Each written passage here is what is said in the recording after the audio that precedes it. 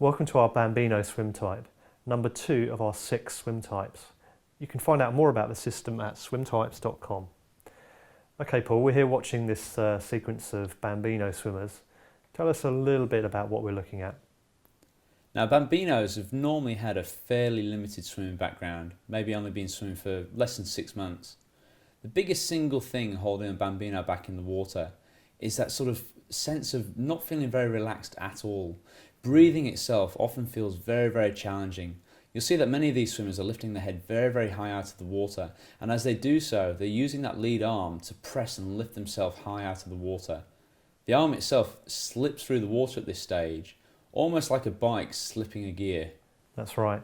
Because that lead hand's dropping down as they're taking a breath, breathing tends to be a real challenge for Bambinos.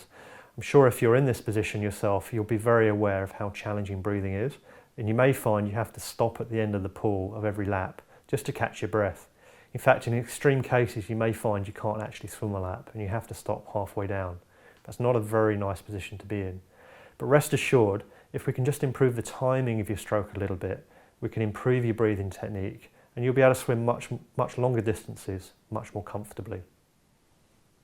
It's true to say that many Bambinos are actually slightly anxious in the water or sometimes completely fearful. This can be due to like an early childhood memory of swimming in not such a nice environment perhaps, or having a previously bad experience in the pool or open water, swimming at the ocean for example. But it doesn't have to be like this. If we try and get to the root cause of why you feel that lack of relaxation in the water, which is primarily based again on the breathing, getting you more relaxed in that respect, and improving the timing and coordination of the stroke, the Bambino can really improve and get a much greater sense of confidence as they do so. Something that's lacking in many Bambino stroke is a real sense of rhythm. It tends to be a little bit lacking in oomph. The stroke just sort of slips around without any real traction on the water, any real propulsion. Now many Bambinos, perhaps you've had some coaching yourself, have been told they need to have a longer stroke and lengthen things out. The problem with doing that with the Bambino is it can slow down the stroke even more, and that really harms your feel for the water. Many Bambinos actually need a better sense of rhythm and a little bit more oomph to the stroke. If you can get that in your swimming, you'll start to feel the water much better, and it'll be much more enjoyable as a result.